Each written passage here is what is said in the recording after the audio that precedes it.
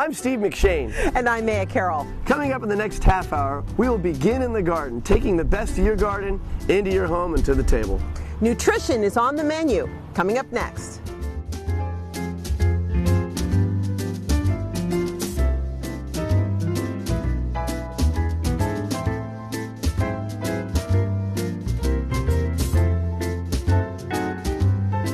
I'm Maya Carroll. Welcome to this edition of Begin in the Garden. I'm Steve McShane with McShane's Nursery. Where can you get the freshest, healthiest vegetables? If you're not growing your own, ask a farmer. We tagged along with two local nutrition experts at a local farmer's market to see what exactly we can grow in our own backyards.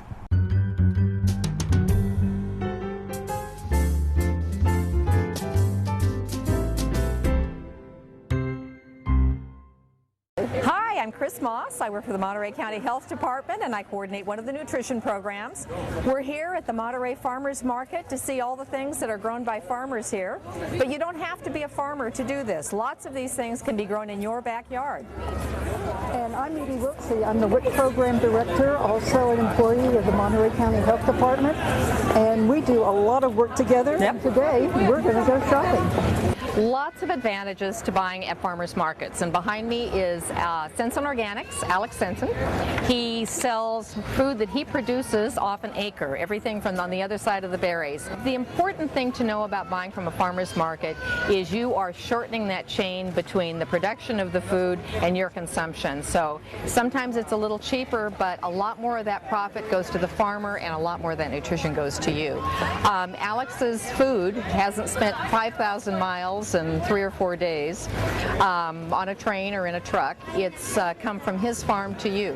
This was picked this morning. The flowers that I'm holding were cut this morning. So the benefits of buying at a farmer's market, it's a little fairer to the farmer, much tastier for you. Farmer's market food is produced so it's tasty right off the vine, right off the stem. Well, Alex and I have been talking and I asked him what are some of the crops that are a little easier for the home gardener to grow. Alex tells me that kale is an easy one to grow. I think that's wonderful because it's incredibly nutritious. Kale has got iron, it's got all kinds of vitamins, lots of ways to prepare it. As you can see, it's beautiful here. You can almost put it in a vase. Bell peppers, it's not just a garnish for the plate, it's something that's full of vitamin C, full of crunch. That's basil, isn't it, Alex? Basil. Yeah, basil. Wonderful herb. Italian food, all kinds of dishes. Mince that up and put it in there. Looks good and it tastes good. Celery's one of my favorites. Anytime you want crunch, there it is.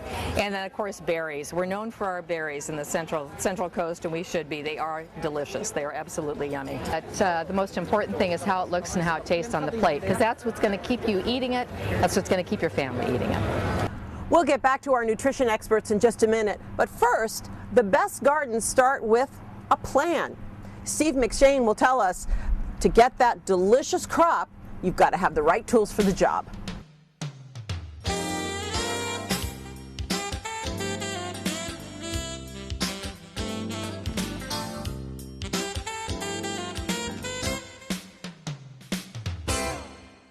Well, beginning in the garden means beginning with the right tools, too. Many of us have a whole garage full of tools. We don't know the use of one to another, and in many cases, they're either broken or liable to break at any minute. So I want to just mention a few things about essential tools for the garden. The first is a good shovel. I mentioned this one here because this is tempered. Tempered's an important piece to any kind of tool that you're going to want. By that, it was made with a lot of heat, and it's going to hold up. Notice that this is all one piece right here. There's a good fasten between what ultimately is a real nice strong birch wood. Going to be hard to break this shovel. And this is a value price shovel in that it's not going to break your budget either. In some cases, you can get shovels with even stronger wood and, in this case, stainless steel. Feel the weight on that. In any tool, you want to make sure it's got good balance to it. Sometimes you'll notice that in poor construction, it'll flop on you and it really won't perform. So something to keep in mind. A round-headed shovel is an important ingredient to any garden. Also, a good rake. I mentioned this one because this is actually called a Thatch Master. This isn't going to just work well for leaves in and around cleaning your garden, but it's also going to work good on your lawn. Many people ask me, geez, why the heck is my lawn greening or yellowing? Why is my lawn just looking like it's sick? Well, in many cases it's because of thatch buildup, so a good rake will break that up. You just rake the heck out of your lawn real deep, and in no time you find your lawn's getting better water penetration, it's taking nutrients and your fertilizer better, those kinds of things. Some other good tools that I want to mention, this is called a hula hoe here. Only mostly professionals have these, but I tell you, in the garden, for the home gardener, this can save your back. This blade right here is ideal for breaking up weeds.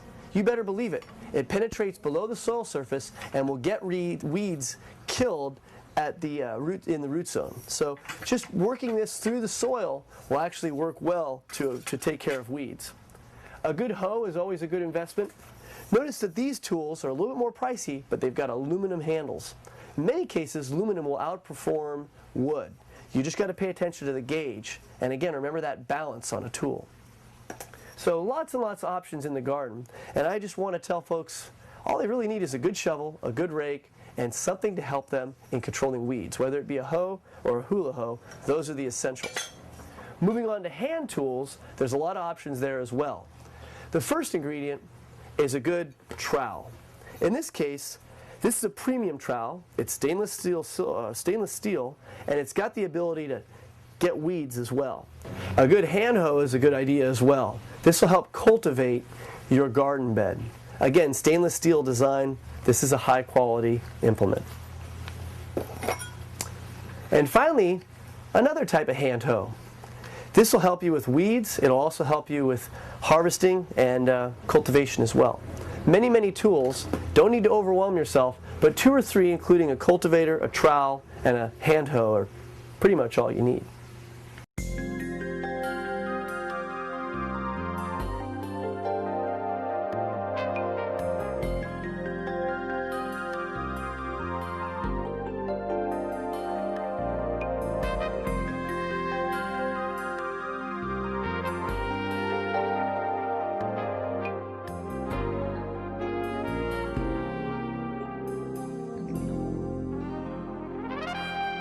If you want to eat from your garden or eat regionally, you might be a locavore. Cheryl McEwen, a master gardener, is here to tell us more about eating from your garden and eating locally. Thanks for being with us today. You're welcome. Tell me how the locavore trend, or word even, began. I think it probably began with the farmer's market and eating local, eating fresh. People don't like to have herbicides or pesticides in their food or anything like that. And the food just tastes that much better when it's grown locally instead of being grown to be shipped. A lot of other things that you find at the farmer's market are stuff you wouldn't find on the shelves at your grocery store. So what are some things that people are bringing into farmers markets that 20th century urbanites might be surprised that they could eat? What we think of as weeds. You've got dandelions, lamb's quarters, stuff like that that we normally would pull up out of our garden. A lot of these things are used for medicinal purposes, and we just lost that connection. A lot of these things can be integrated into our landscape, whether it's, vegetables or ornamentals. Some of this stuff looks gorgeous, like Swiss chard and kale can be implemented all over the landscape, and it's gorgeous and edible right out of the garden. What about gardening for your table? What are tried and true plants that people can always grow in their garden? Tomatoes are probably the #1 most popular plant, along with some of the other like onions and cucumbers and stuff like that. And you can integrate them into your landscape to make them look gorgeous in there. Right, thanks very much, and thanks for sharing your tips with us. You're welcome.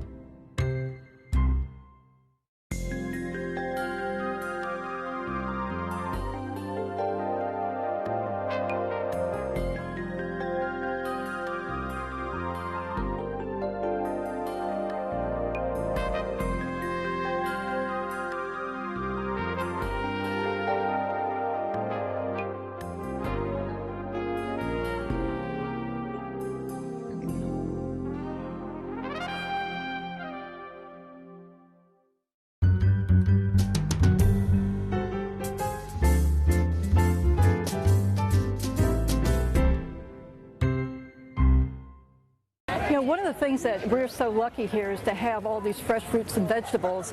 These are the original finger foods for kids. They're sweet, they're small, you can pop them, you can always carry them, and these are the things that we're always, you know, and we're going to try one right now. Here's my original dessert, and these are the foods that we want our moms to be giving to kids. There's a huge array here. We have many kinds of grapes right here. We have the blueberries, we have the red raspberries, we have blackberries, blueberries, white raspberries, and we just live in a wonderful, wonderful place where so much of the year we have these vegetables and these fruits available to us. It's easy for moms to introduce a wide variety of fruits because they're so naturally sweet.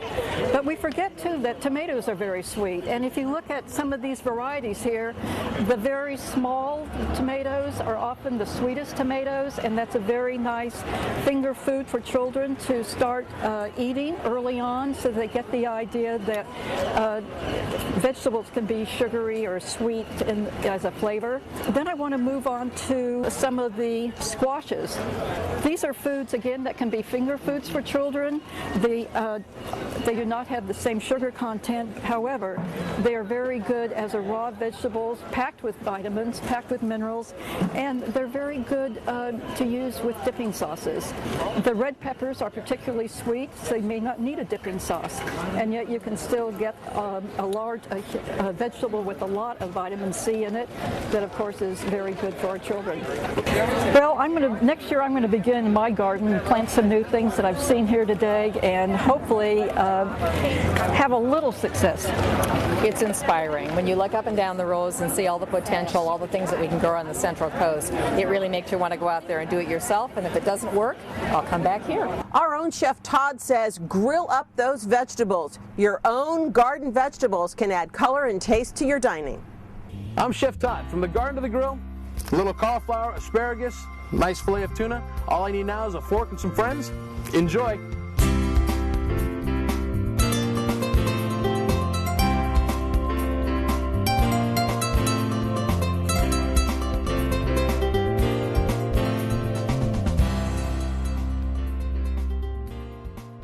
To make our grilled asparagus and cauliflower orzo salad, we need to grill some cauliflower. So basically what we want to do is we just want to go ahead and cut it into 3 or 4, maybe even 5 nice sections, trying to keep it together as best as possible. We're just going to drizzle a little bit of olive oil on there, right on top of the cauliflower. And then we just want to make sure it's well coated. Go ahead and flip it. A little bit will get down on the plate so we can kind of toss it. Add a little bit of that salt and pepper back on there. Okay. There we go. All right, let's get this on the grill. So let's go ahead and set that cauliflower right on there. And again, we're using those 2 big center pieces first. We'll go ahead and throw one more. And then, again, this can be used for a lot of other things. We can steam it. We could just do a little quick saute with it. We definitely don't want to waste that. That's good, delicious, usable cauliflower. Now, the cauliflower is going to take about 8 minutes total, 8 to 10 minutes. So we're just going to go to kind of let that do its thing while we get started on something else.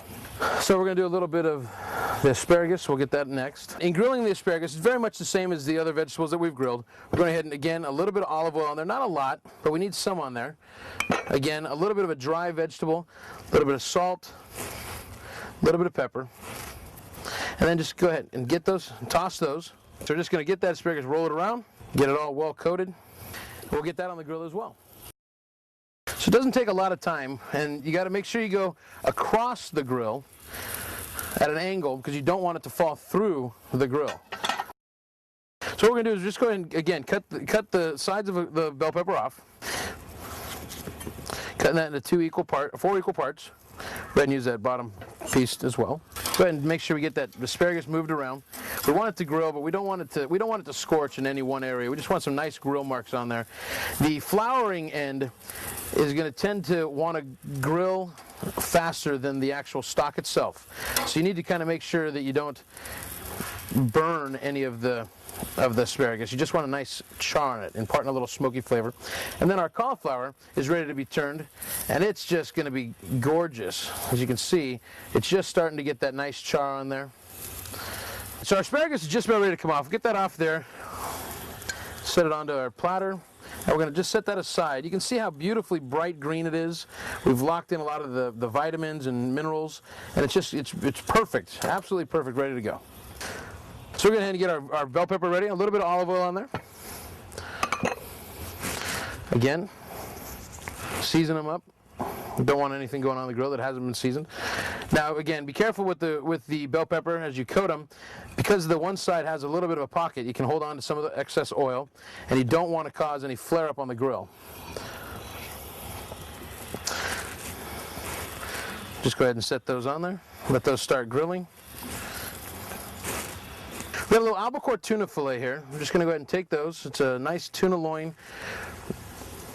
Came from my distributor over in Santa Cruz. Now we're not going to add any oil to this. We'll just go ahead and add nice salt and pepper crust on each side.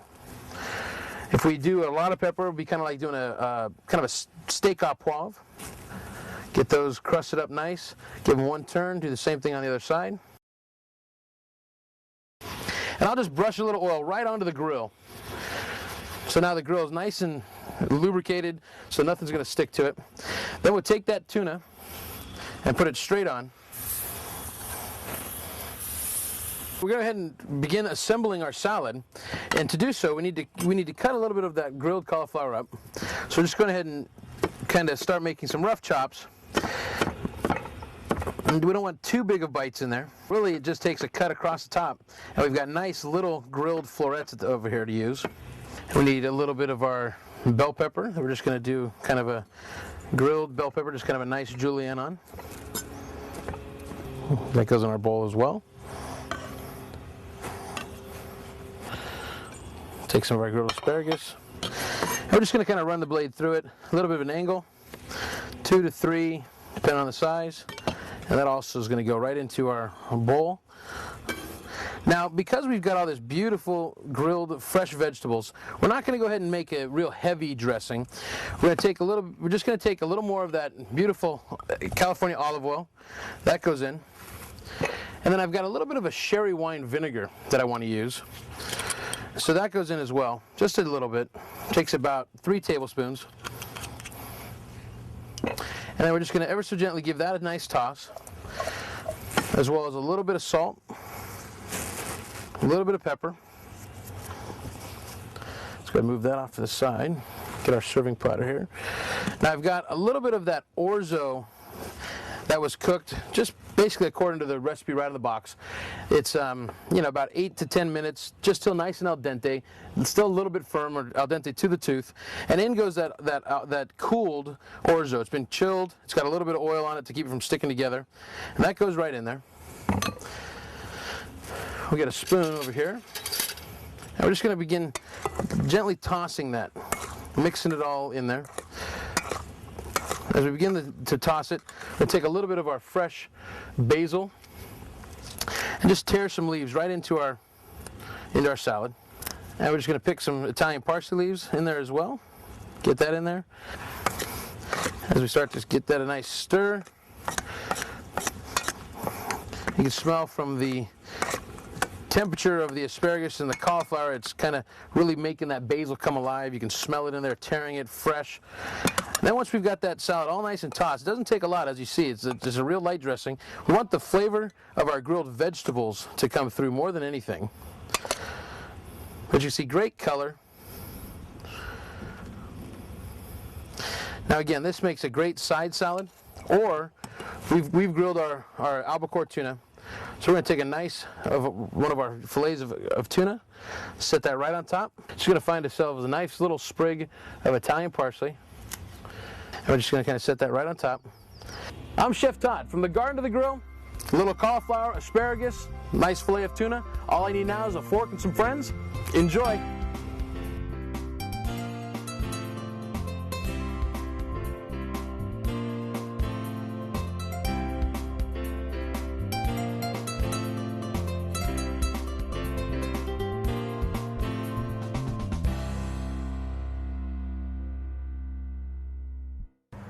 Compost is a key building block for any garden.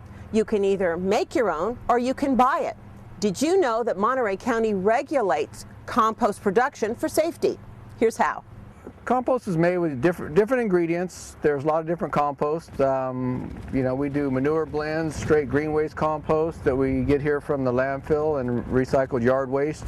And basically it's gone through heat cycles. Is what you do is you put into rows, compost it, water it, get it up to temperature. It has to come up to, for our county regs, has to come up to temperature, be turned a minimum amount of times, and then it's all tested for nutrients, heavy metals, you know, all the pathogen reduction that you have to do. And then once all those are completed, then we're able to sell it to the public and commercial. The county in this case works as what's called a local enforcement agency. We work on behalf of the state. Basically, the California Environmental Protection Agency has several branches, one of which is the California Integrated Waste Management Board, and we work on their behalf to enforce state laws for composting. So it's basically a statewide standard that we apply here locally. And the key factors are basically looking for pathogen reduction. You want to eliminate salmonella and E. coli. Basically, you know, we're obviously here being in the Salinas Valley. There's a lot of material that's going to be used on farmlands, can even be taken to people's backyards and things like that, and end up on land where people are producing food crops. So it's very important that you keep the E. coli and salmonella levels under control, as well as metals contamination and that type of thing. So it's a very serious health issue, also in terms of controlling diseases for plant life, such as sudden oak death and things like that, essentially cooking the material to kill those harmful bacteria that could be inside of it. Boy, is there a tremendous value in this product right here.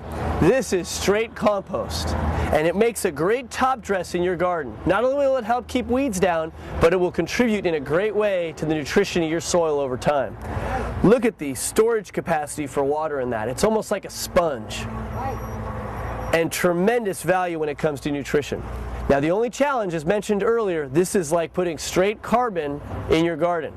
So paying attention to that carbon-nitrogen relationship, when you apply a compost like this and you plant with it, you also need to complement that with some organic-based nitrogen fertilizer. That'll balance out that relationship between the microbes that are eating the carbon and the nitrogen that's available for the plant. What a great product, and exactly the type of thing that you'd want in your garden.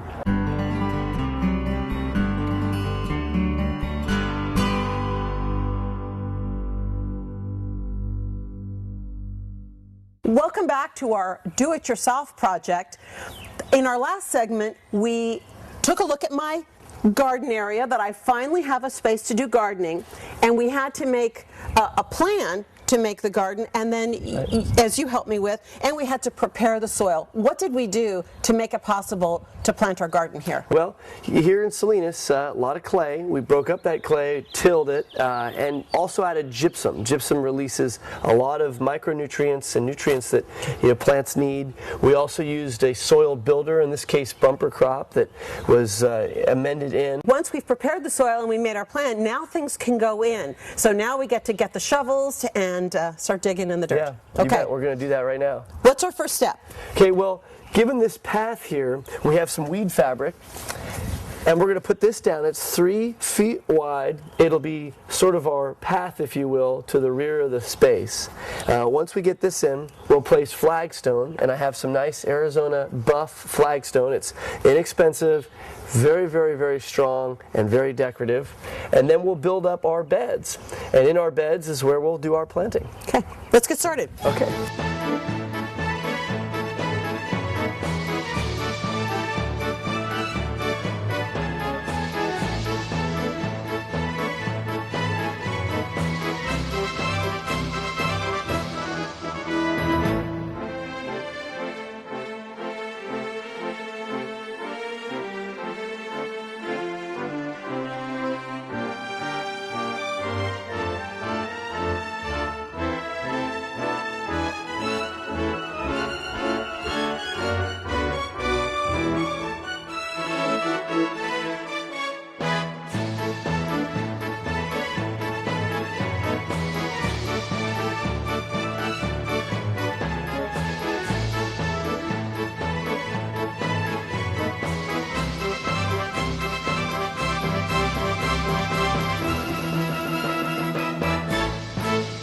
Well, we're just about here with this path. As you can see, it's done. And when we talk about gardens and laying things out, you always start with the hardscape. This would be the hardscape feature to this small space. It's a path. We've got our weed fabric, we've got our flagstone, and we've got our cow gold. And now we can start with the planting.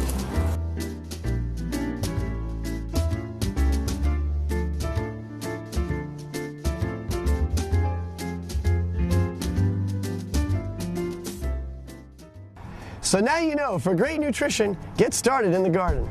Thanks to our friends today, Chef Todd for a great cooking segment, Cheryl McEwen, our master gardener, and our friends Ted Terrasas, Edie Wiltsey, and Chris Moss from the Monterey County Health Department. All right, well, here's to happy beginnings in the garden. Get out there and let's get gardening. Bye.